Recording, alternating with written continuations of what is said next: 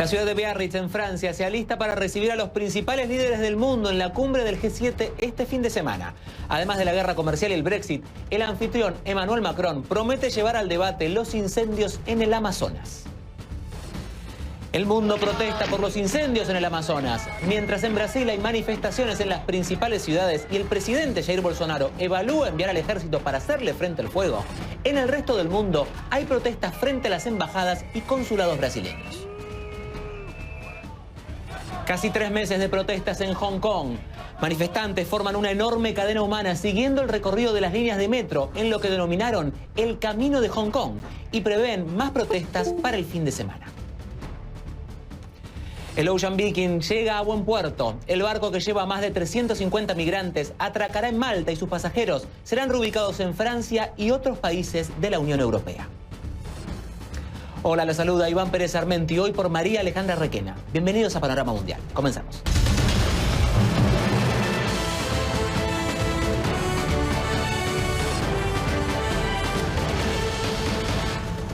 Se ultiman los detalles en la ciudad francesa de Biarritz para la cumbre del G7 que comienza este sábado. Allí se esperan a los líderes de las principales potencias mundiales. Será la última de Angela Merkel como canciller de Alemania y la primera de Boris Johnson como premier británico. Pero también será la última cumbre antes de que se concrete el retiro de Gran Bretaña de la Unión Europea el próximo 30 de octubre. Y el anfitrión, el presidente de Francia, Emmanuel Macron, prometió poner en la agenda de la cita los incendios en la selva amazónica, a los que catalogó como una crisis internacional. Esta posición de Macron enfureció a su par brasileño, Jair Bolsonaro, que lo tildó de sensacionalista y de utilizar la situación para obtener réditos políticos. Pero otro de los puntos de atención de esta cumbre está sobre el presidente Donald Trump, quien el año pasado se retiró anticipadamente de la reunión celebrada en Canadá y que no ahorra críticas para sus homólogos europeos. El mes pasado, por ejemplo, criticó a Macron por un impuesto a los servicios digitales que afectó a las empresas estadounidenses y prometió imponer aranceles al vino francés. La presencia policial en Biarritz se ha incrementado en vísperas de la cita del G7. La visita de los líderes políticos más poderosos del mundo alterará su rutina del famoso balneario. Se espera el cierre de hoteles y restaurantes y la desaparición de veraneantes para proteger a los presidentes de las ya habituales protestas del activismo altermundista. El informe es de Jim Bitterman. Así se supone que se ve a Biarritz en esta época del año, una comunidad balnearia tranquila en el suroeste de Francia sobre la costa atlántica, una de las preferidas de los veraneantes. Pero así se verá este fin de semana, cuando más de 13.000 policías y gendarmes rodeen la ciudad con dispositivos de seguridad que se extenderán hasta la frontera con España a unos 30 kilómetros. Cuando comienza la cumbre el sábado, los bañistas deberán desaparecer de las playas, los hoteles y restaurantes quedarán vacíos o en algunos casos se cerrarán. Todo para proteger a los máximos líderes del mundo, que se reunirán en el Hotel du Palais, un lujoso palacio construido por Napoleón III para su joven mujer Eugenie. La seguridad es para proteger a los mandatarios del G7 y a una decena de delegaciones internacionales de los manifestantes contra la cumbre, que ya acampan en las inmediaciones. El notorio movimiento de chaquetas amarillas de Francia y antiglobalistas de toda índole consideran al G7 como un club de ricos que ignora las preocupaciones sociales y ambientales, si bien Francia ha puesto algunos de estos asuntos en la agenda del G7.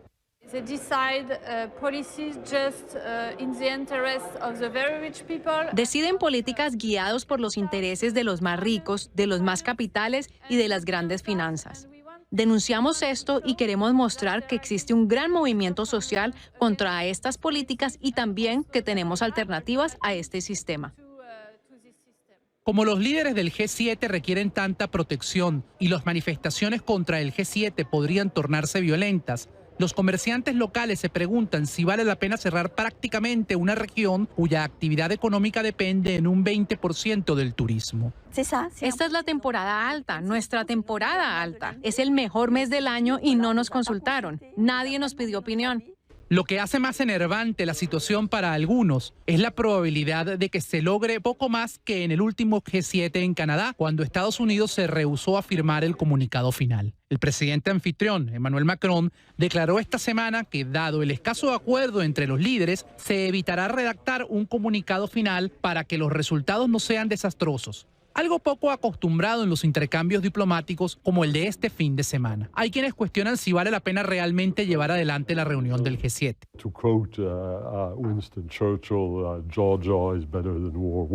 Para citar a Winston Churchill, hablar y hablar es mejor que luchar y luchar. No hay que olvidarlo. La reunión del G7 en Canadá el año pasado fue desagradable, pero no inútil. De hecho, forzó a los participantes no estadounidenses a aceptar la esencia insólitamente diferente del nuevo gobierno estadounidense de este momento. El gobierno estadounidense no cambió y por eso, anticipándose a la cumbre, un observador dijo que se espera poco, incluso menos de lo que esperaba para Canadá el año pasado. Dada la discordia y el desconcierto político entre los países del G7 y en el resto del mundo, incluso los pequeños acuerdos serán vistos como victorias. Jim Bitterman, CNN, Biarritz, Francia. Y para hablar de los temas que van a ocupar la agenda del G7, como son los incendios en la selva amazónica, nos acompaña desde París Gaspard Estrada, director ejecutivo del Observatorio Político de América Latina y el Caribe, OPALC, de Sciences Po. Muchas gracias por estar con nosotros. Y quería comenzar preguntándole, Francia y Alemania han dicho que pondrán en discusión este fin de semana en el G7 los incendios en el Amazonas. ¿Qué podemos esperar en esta materia? ¿Alguna acción concreta o simplemente algún tipo de declaración? Hola, en primer lugar un saludo a usted y a su auditorio en América Latina. Yo creo que lo normal, lo que creo que va a suceder este fin de semana es más bien una declaración de los líderes que estarán presentes en el G7. De hecho, el G7 desde que se fundó en 1975 siempre ha sido un espacio de concertación, es decir, pocas veces han habido acuerdos, actos, iniciativas que han tenido una realidad concreta. Sin embargo, este foro siempre ha sido útil para poder establecer puntos de encuentro entre estos diferentes líderes, y me parece que lo que habrá es un mensaje político muy claro, al menos de la mayoría de los líderes del G7, hacia Brasil para decir la situación actual no puede continuar. Bueno, y justamente Bolsonaro fue muy crítico con Macron por esta postura. ¿Qué consecuencias podría tener esto para Brasil? Bueno, consecuencias muy delicadas. Yo creo que ya hay una primera consecuencia que fue anunciada hoy por el presidente francés Emmanuel Macron, en el sentido que Francia no va a ratificar en las condiciones actuales el acuerdo de libre comercio entre la Unión Europea y el Mercosur, un acuerdo que fue anunciado en el último G20 en Japón, un acuerdo que era estratégico para ambas regiones, por un lado para la Unión Europea, para mandar una señal de fuerza frente a Estados Unidos, frente a Donald Trump, para mandar el mensaje político que el multilateralismo basado en normas seguía vigente en el mundo, y del lado sudamericano, pues una voluntad de los países del Mercosur de demostrar que este acuerdo tiene vigencia y tiene futuro, en un contexto en el cual Mauricio Macri era el candidato, es candidato a su reelección, pero en junio pues tenía más posibilidades de ganar esta elección y hoy en día este horizonte es mucho más distante. Es por eso que me parece que el día de hoy Emmanuel Macron tomó esta decisión, era una decisión que era difícil para él en el plano interno, y aprovechó esta circunstancia de los incendios en el Amazonas para anunciar el rechazo de Francia. Y esto pues claramente tendrá un impacto para la economía de Brasil. ¿Pero usted lo ve esto factible o cree que es solo parte de una escalada en la discusión para tratar de que el tema se trate y que llegue a la primera plana del G7? Bueno, yo creo que en sí el hecho que el tema se ha tratado en el G7 pues demuestra la preocupación que existe en el mundo alrededor de los números alarmantes que existen hoy en día relativos a la deforestación del Amazonas. Yo creo que el punto central será ver si las principales economías del mundo tomarán decisiones, tomarán medidas que vayan contra la exportación de productos y de materias primas viniendo de Brasil. Han habido varios pronunciamientos en la prensa europea, en particular pienso en Alemania, en el cual varios periódicos, en particular dos muy importantes, Der Spiegel y Die Zeit, han llamado a al boicot de productos agrícolas brasileños. Claramente, si estas medidas se llevan a cabo, pues tendrán un impacto muy fuerte en la economía brasileña, y es por eso que me parece que habrá que seguir con mucha atención lo que pasa en el G7 y en particular si el presidente de Estados Unidos, Donald Trump, va a defender o no a su aliado, el presidente Jair Bolsonaro. Bueno, y justamente hablando del G7, además de los incendios, va a haber otros temas. La guerra comercial justamente es uno de ellos, el Brexit, entre otros. ¿Cuáles cree que serán los principales temas y cree que podemos esperar algún avance en concreto en alguno de estos temas que estamos mencionando? En concreto, no. Lo que sí creo es que pueden haber un cierto número de anuncios. Hay una agenda, que es la agenda, claro, de la guerra comercial entre China y Estados Unidos.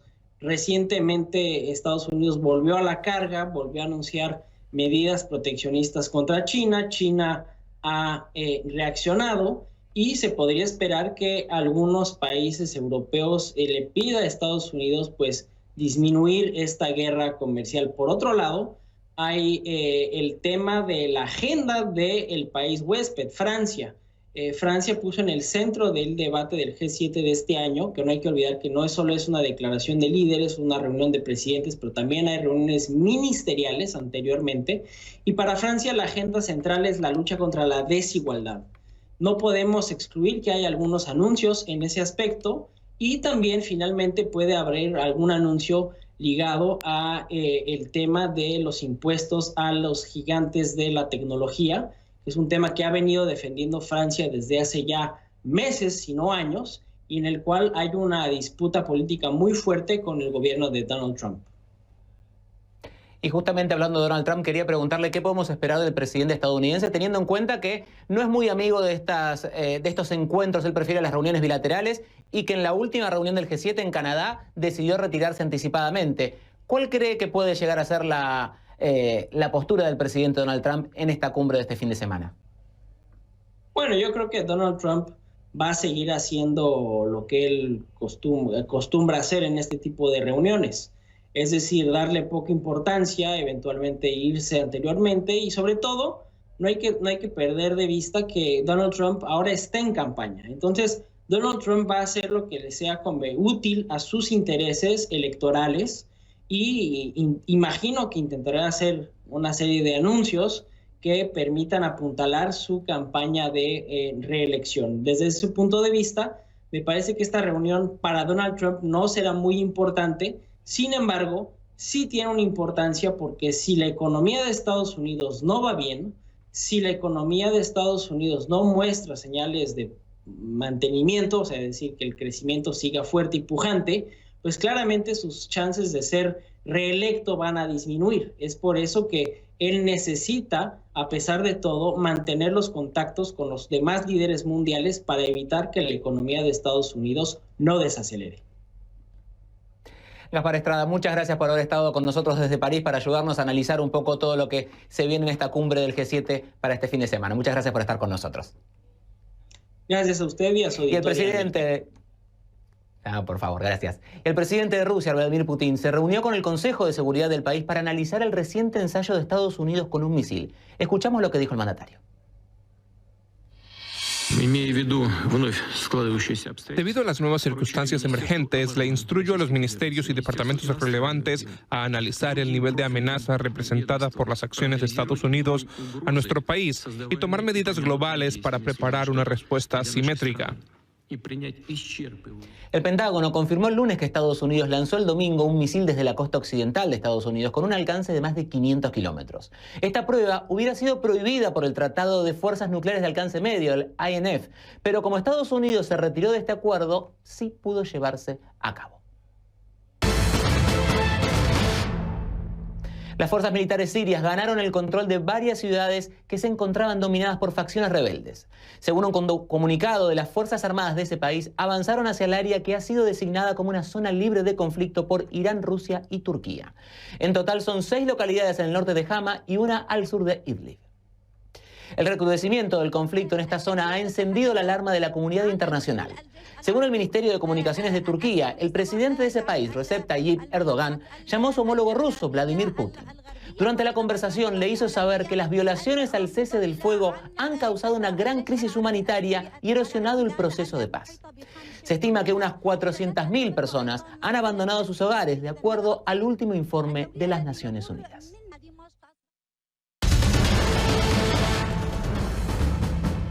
Una estampida que se produjo antes de un concierto de rap en Argel, la capital de Argelia, dejó a 5 personas fallecidas y a 8 heridos. El evento musical se llevó a cabo y fue transmitido por la televisión estatal. Sin embargo, durante la emisión no dieron cuenta de la tragedia ocurrida minutos antes. Más de 100 personas resultaron heridas y otras 4 murieron durante una tormenta en las montañas de Tatra, en Polonia. El equipo de respuesta crítica fue activado, al igual que helicópteros de rescate y de atención médica. Las víctimas fueron trasladadas a hospitales cercanos. El gobierno emitió un comunicado en el que extiende sus condolencias a familiares y amigos. Y después de 3 meses de protestas, los manifestantes de Hong Kong se las ingenian para reinvertirse. En esta ocasión se activaron para conmemorar el 30º aniversario de una icónica movilización ocurrida en Estonia, Latvia y Lituania en contra de la ocupación rusa. El 23 de agosto de 1989, cerca de 2 millones de personas hicieron una cadena humana que abarcó 600 kilómetros. Los manifestantes prodemocráticos se tomaron de las manos y ocuparon 3 estaciones de metro. Y para este fin de semana está previsto que continúen las protestas. Anunciaron que el sábado volverían al aeropuerto internacional de Hong Kong. Sin embargo, las autoridades prohibieron a los activistas ingresar a la terminal. Y más adelante, aquí en Panorama Mundial, el mundo mira con horror a Brasil mientras Bolsonaro enfrenta una creciente presión internacional. Y en Bolivia, el gobierno suma una poderosa herramienta aérea a sus esfuerzos de extinción de los incendios.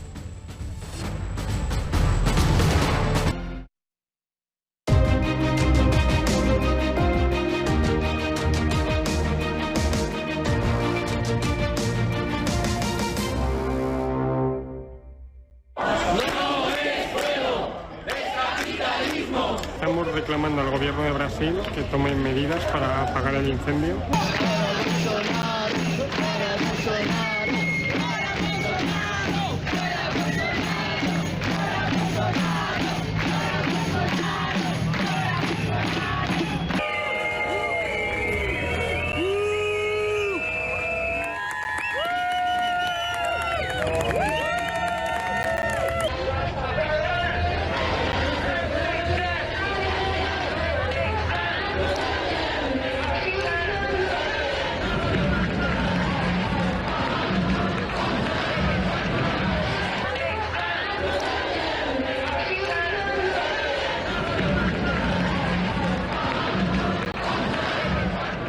Mientras parte de la selva amazónica arde a una velocidad nunca vista, el mundo mira con horror a Brasil. Centenares de personas se manifestaron en varios países europeos, como acabamos de ver. Y es que estos incendios no han sido fortuitos. La mayoría fueron causados por madereros y ganaderos para ganar terreno. Por eso, una de las medidas para combatirlos podría ser comer menos carne. Finlandia instó a la Unión Europea a considerar la prohibición de las importaciones de carne de Brasil debido a los incendios. Recordemos que Brasil es el mayor exportador de carne del mundo. Y las proyecciones indican además que la industria cárnica brasileña seguirá expandiéndose y lo hará a costa del medio ambiente. Y entre tanto, la presión internacional aumenta. Irlanda y Francia dijeron que bloquearán un acuerdo comercial entre la Unión Europea y Mercosur, a menos que Brasil tome medidas. Jair Bolsonaro está considerando enviar al ejército para combatir los incendios. Nos vamos ya a Brasil, donde se encuentra nuestro compañero Francho Barón para darnos las últimas novedades sobre esto. Hola Francho, ¿cómo estás? Se espera que Jair Bolsonaro hable en breve. ¿Cómo está la situación? ¿Qué es lo que puede llegar a decir el presidente Bolsonaro? Bueno, Iván, todavía no sabemos a ciencia cierta qué es lo que va a anunciar. Lo que sí te puedo decir es que hemos recibido una nota del Palacio de Planalto hace tan solo unos minutos confirmando más bien esta comparecencia del presidente Jair Bolsonaro, en la que, según la nota, dice que va a anunciar medidas que ya están siendo implementadas, que ya están en marcha en el terreno y que van, evidentemente, en la línea de combatir esta crisis medioambiental que sufre el Amazonas. Esta mañana, lo único que podemos saber de más concreto, que esta mañana a la pregunta de un periodista sobre la posibilidad de enviar tropas o unidades del ejército para ayudar en estas labores, él dijo que, bueno, que es una posibilidad y que está siendo estudiada de forma, como decirte, prácticamente segura. Entonces, esto es uno de los puntos que probablemente anuncie, todavía no está confirmado, insistimos, pero esto estará dentro de un paquete de otras medidas que el mandatario pues pretende anunciar, como decimos, en cualquier momento esta tarde-noche. Francho, y tenemos por un lado justamente todo el problema de los incendios puntualmente, pero por el otro, toda una crisis política que se ha desatado con esto. Recordemos que Emmanuel Macron, presidente de Francia, ha dicho que si Bolsonaro no toma medidas, no va a respaldar el acuerdo de libre comercio del Mercosur con la Unión Europea. Bolsonaro le ha contestado, también ha dicho que está tratando de sacar rédito político. ¿Qué es lo que pasa en la parte política? ¿Cuál es la trastienda política de estos grandes incendios?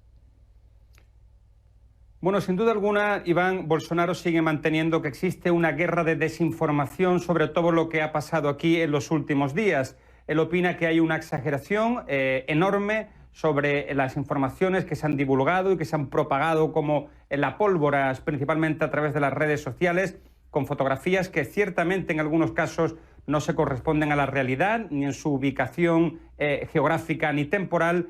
Pero en ese sentido, bueno, pues Bolsonaro insiste mucho en este punto de la exageración. Ahora bien, la presión a la que ha sido sometido internamente aquí en Brasil en los últimos días, tanto por ONGs medioambientales como por un amplio sector de la población que le ha reclamado una acción directa, una acción rápida ante una situación que se vislumbra, bueno, bastante preocupante, ha venido pues seguida por una presión internacional. El eje se ha ido desplazando progresivamente al ámbito internacional hasta el punto de que voces pues muy autorizadas, ¿no?, como por ejemplo la del secretario general de Naciones Unidas, Antonio Guterres, la de, como tú bien decías, el presidente francés Emmanuel Macron o el primer ministro canadiense Justin Trudeau, bueno, pues han insistido en que Brasil está en la dirección equivocada, que hay que hablar de este asunto durante la reunión del G7 que, como tú bien sabes, se va a celebrar este fin de semana en la localidad de Biarritz, en el sur de Francia. Allí los principales mandatarios a instancias pues, del francés Emmanuel Macron pretenden abordar este asunto, etiquetado por el propio Macron como una crisis internacional, y a esto ya como colofón final hay que sumarle pues el anuncio por parte de Irlanda y por parte de Francia, sobre todo un país que tiene un peso enorme dentro de la Unión Europea, de poner de momento en el freezer, de congelar por completo o directamente no firmar y bloquear el acuerdo de libre comercio entre la Unión Europea y el Mercosur, un acuerdo que fue ampliamente celebrado, como bien sabes, el pasado mes de julio, un acuerdo inicialmente político, pero que todavía tiene una serie de aprobaciones pendientes y es ahí donde entran en juego estos países al decir que no están dispuestos a seguir adelante si Brasil no hace su deber de casa en el ámbito medioambiental. Iván. Vamos a seguir muy de cerca todo lo que pasa en Brasil con los incendios en el Amazonas. Gracias. Era Francho Barón, nuestro compañero en vivo desde Río de Janeiro. ¡Viva el verde! ¡Amazonas! ¡Viva! La presión para el gobierno brasileño también es regional. En Bogotá tiene lugar una protesta pacífica frente a la sede de la embajada brasileña. Los manifestantes piden acciones urgentes para proteger la Amazonía y tildan de negligentes las actuales políticas medioambientales de Brasil.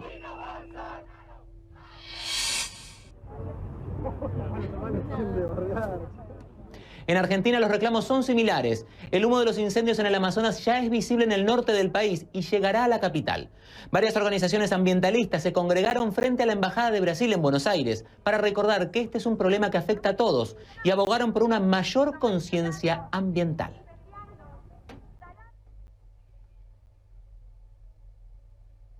Y desde Quito también piden políticas de protección ambiental más estrictas. La preocupación creciente en el país no es menor. Más del 40% del territorio ecuatoriano es amazónico. Vámonos ya con Ana María Cañizares en Quito para que nos cuente los detalles desde allí.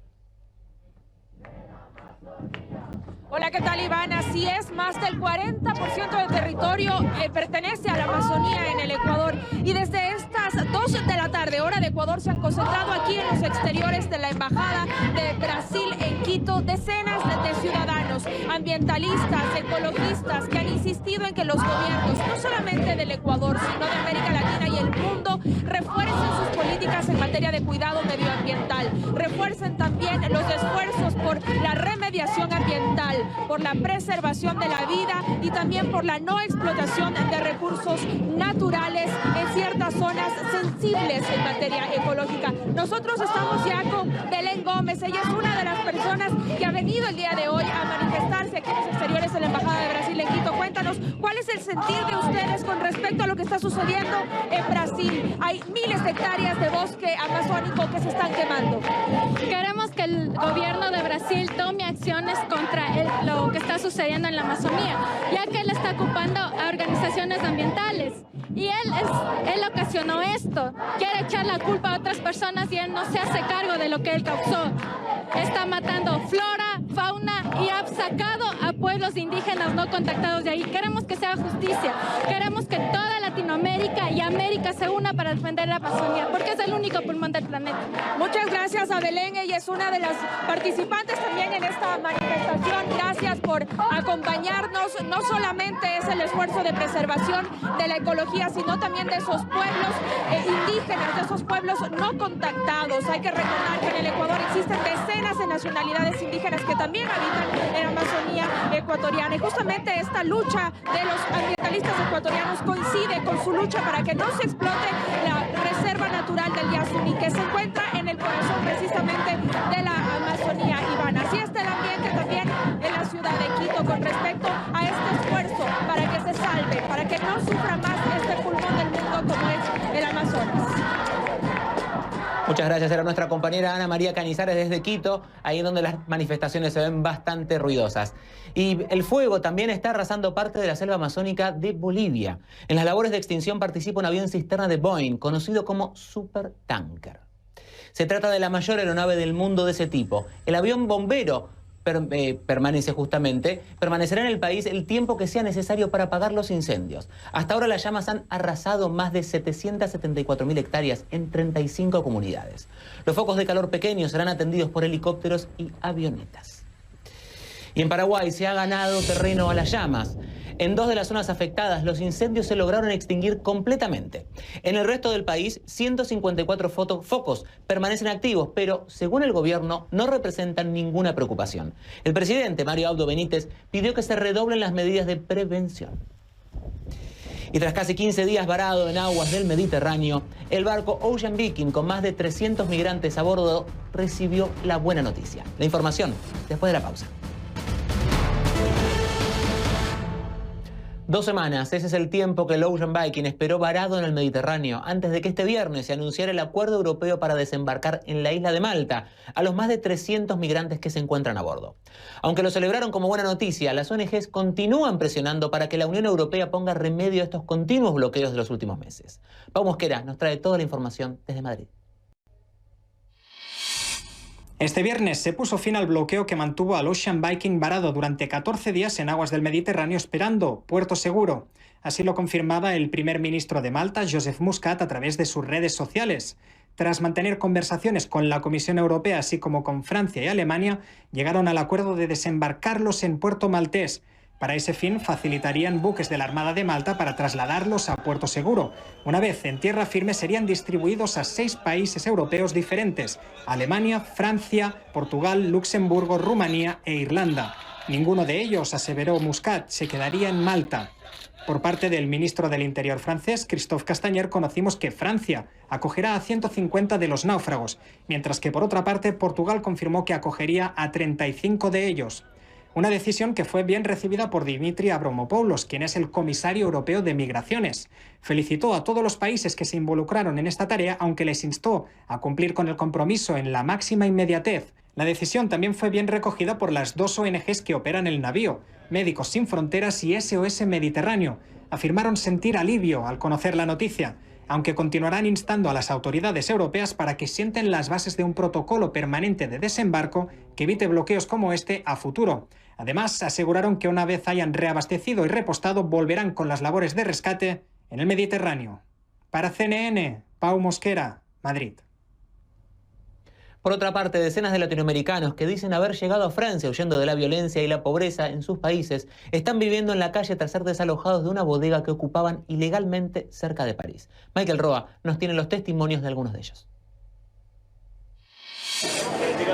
Unos 150 inmigrantes de varios países de Latinoamérica viven en un parque en la periferia de París. Entre ellos hay 30 niños y 4 mujeres embarazadas. ¿Qué hacemos entonces?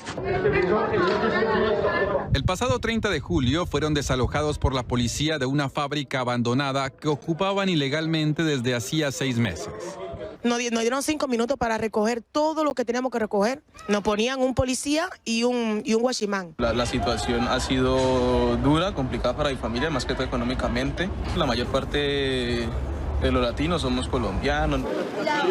Entre los afectados que permanecen en improvisadas carpas hay también inmigrantes de Cuba, Perú y Bolivia. Lo que estamos pidiendo de parte de que el alcalde nos escuche para tener la oportunidad de que todas las personas que están sin vivienda sean alojadas con sus niños. Las mismas personas que tienen papeles y también los que tienen asilo político no les están cumpliendo con los derechos que ellos deben tener en este país. Entonces, ¿qué podemos esperar nosotros como personas indocumentadas? Muchas de estas familias dicen que llegaron a París huyendo de la violencia y la pobreza, pero se encontraron en la ciudad luz con un panorama oscuro y difícil. Hay muchas de las personas que están aquí en este campamento que han venido buscando asilo, buscando refugio y otros por cuestiones económicas que también se migra. La alcaldía local dice que algunas de las familias con niños han recibido apoyo para encontrar alojamiento. De acuerdo con las autoridades, el desalojo se realizó debido a preocupaciones por la salubridad y cumpliendo una orden judicial. En el terreno que estaba ocupado por los inmigrantes se construirá una escuela. Yo soy de aquí. La actitud del alcalde me molesta terriblemente, sobre todo porque están aquí al lado. La situación es intolerable. Hay mujeres con niños. No está bien dejarles dormir en la calle. Michael Roa, CNN, Atlanta.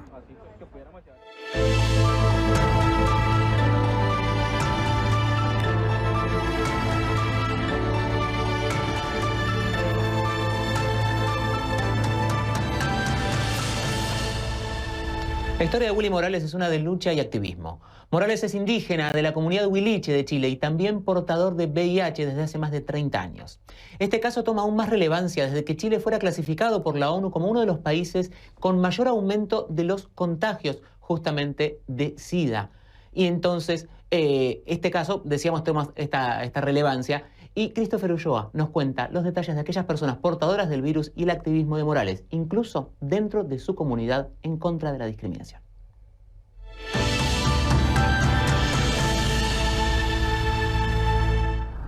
Era 1989 cuando una ambulancia llegó a la escuela de Willy Morales. Él tenía 15 años.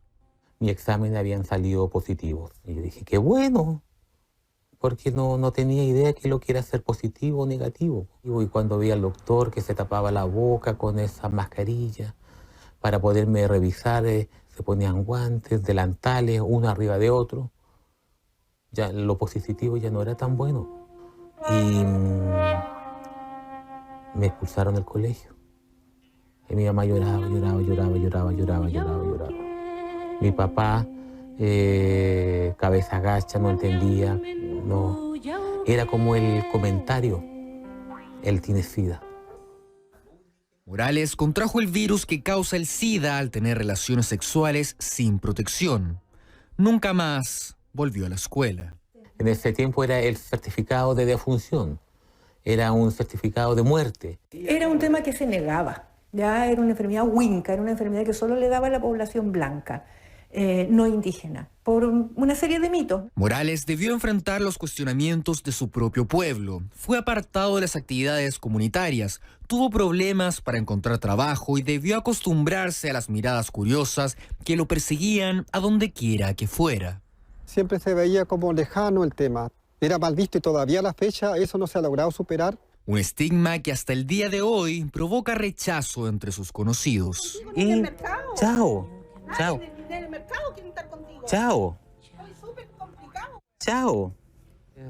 Es raro lo que voy a decir, pero uno ya está como acostumbrado, ya es algo como que ya está en uno. Y del tiempo que vivo con VIH, siempre ha pasado, pues. O sea, más de la mitad de mi vida han sido estas prácticas discriminadoras. Y esta discusión fue suave. Tras saber que portaba el virus de inmunodeficiencia humana, Morales decidió abandonar a su familia y su ciudad natal y recorrió el territorio chileno durante algunos años. Una vez escuché en una radio que iban a hacer el primer encuentro de personas con SIDA. Empezamos a escuchar, empezamos a saber que yo sí podía decirlo porque tenía derecho al derecho humano. El tiempo pasó y el llamado a hacer activismo era cada vez más fuerte. Mi nombre es Willy Morales, soy indígena de Chiloé.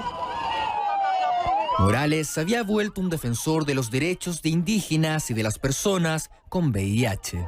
Esta es mi manera de reclamar contra esta exclusión que se le tiene a un grupo de personas. Nos enfrentamos a una situación que tiene que cambiar. Ya no solamente tiene que cambiar la política pública, también tienen que cambiar muchas cosas al interior del pueblo huilliche. No estoy con un rencor a la vida. Empecé a hacer artesanía, la vendía, encontré a mi esposa, ya no estoy solo.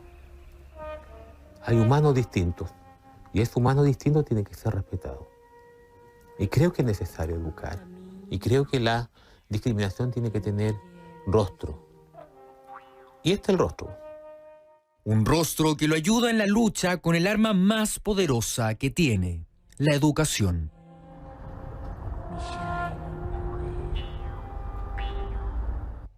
Y ahora los mejores comentarios y las más impactantes opiniones que se registraron esta semana en nuestra cadena. Esto es Lo Dijo en CNN.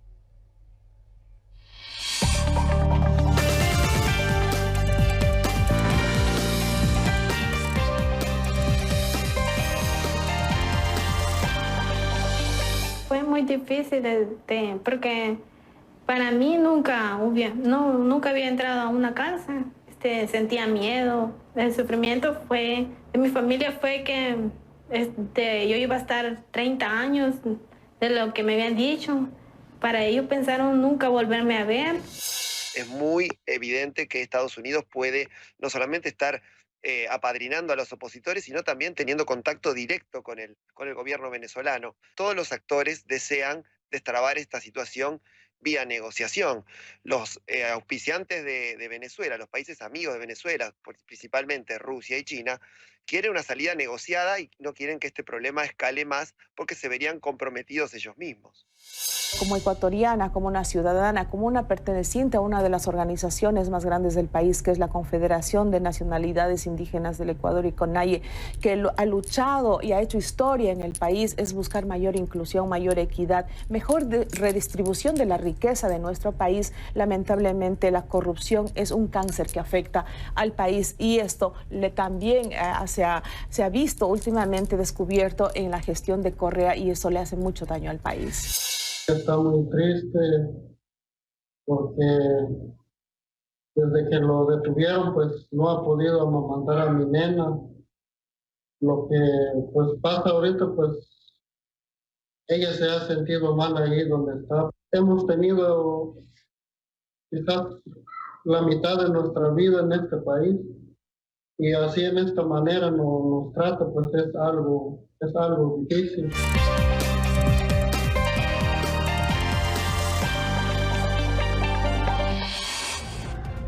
Pausa y al volver en los deportes, el mexicano Irving Lozano ya entrenó con su nuevo equipo. Al regreso les contaremos sus primeras reacciones.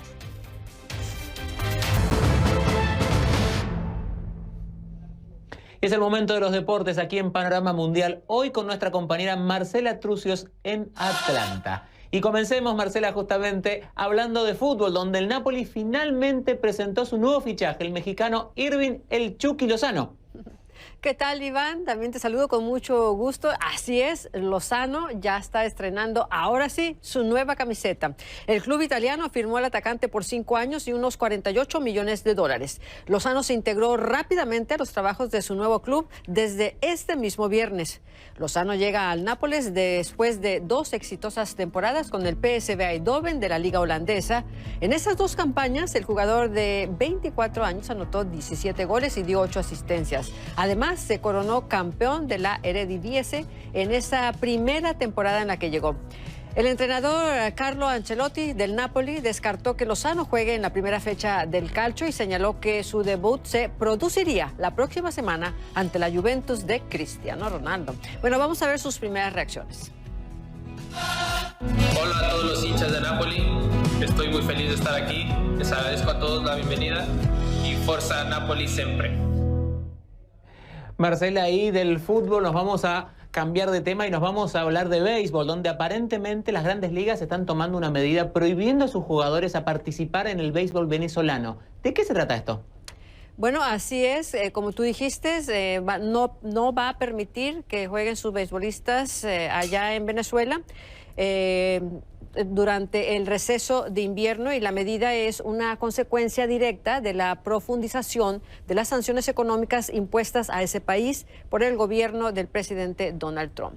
La prohibición afecta a jugadores de ligas mayores y menores, según lo informó el diario Wall Street Journal. Así han reaccionado algunos aficionados del béisbol venezolano ante esta medida de las grandes ligas. De mi parte es mal lo que están haciendo, pues, porque el deporte es una fanaticada para todo el mundo, ¿me entiendes? Y eso le da el ánimo a Venezuela para seguir adelante. Las grandes ligas aquí hacen mucho, ¿me entiendes? Y un equipo sin grandes ligas no es nada. Bueno, una temporada sin peloteros extranjeros en Venezuela bajaría la calidad de la pelota venezolana, afectaría en cuanto a la asistencia de los fanáticos al estadio, me parece. Pero creo que es un problema más que todo político y estoy a favor de cualquier tipo de sanciones que tengan cualquier gobierno con los gobernantes de este estado. ¿Estás dispuesto a pagar ese precio como fanático? Sí, porque creo que en la situación en la que nos vemos como sociedad hay cosas más importantes que la pelota venezolana o cualquier tipo de deporte. Bueno, esta y otras informaciones las estaremos ampliando esta noche en el Deporte CNN a las 11:30 hora del este. Por el momento, Iván, regreso contigo. Marcela, muchas gracias por estar con nosotros y nosotros nos vamos a un corte y ya regresamos con más Panorama Mundial.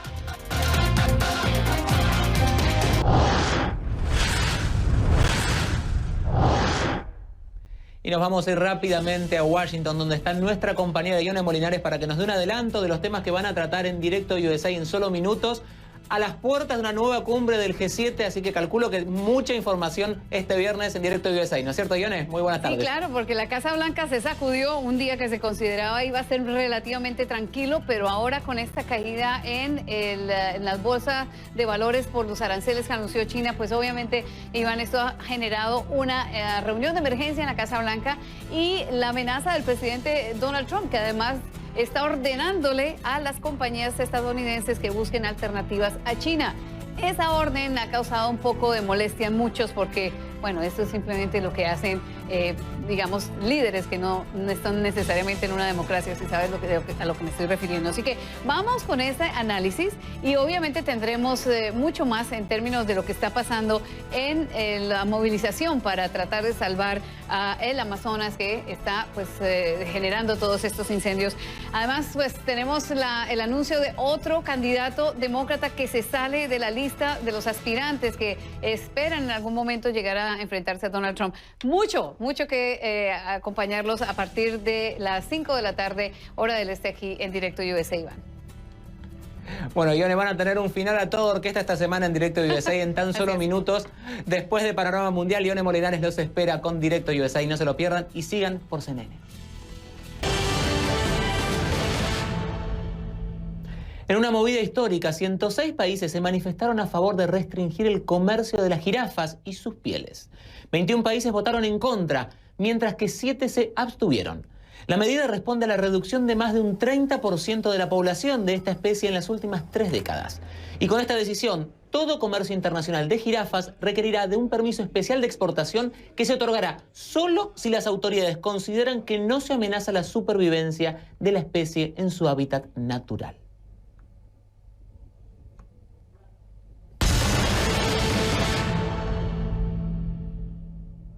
El príncipe Guillermo, su esposa Catalina y sus hijos tomaron un vuelo económico, días después de que el príncipe Enrique y Meghan Markle recibieran críticas por viajar en aviones privados. Los duques de Cambridge volaron desde Norwich, en el este de Inglaterra, hasta Aberdeen, en la costa de Escocia, en la aerolínea económica Flybe, hacia la residencia de verano del castillo de Balmoral, de la reina Isabel, de acuerdo con la agencia de noticias Reuters. Aunque Flybe no quiso decirle a CNN cuánto costó el viaje de los precios de la ruta, tenemos que decir que justamente los precios en esa ruta comienzan en $89 y su tarifa flexible cuesta $303. Y así llegamos, vamos a comentarles que este domingo, en diálogo con Longobardi, mi compañero Marcelo Longobardi justamente va a hablar con Gizzy Huerta, miembro del famoso dúo mexicano Gizzy Joy. Y entre otras cosas, hablaron de la ocasión en que acusaron a Gizzy de cantarle a Satanás. En la iglesia fue cuando empezamos a jugar con instrumentos reales. Nos quedamos al final cuando de repente se iba ya se iban todos y pues descubrí una guitarra que estaba abajo del púlpito, del... Sí.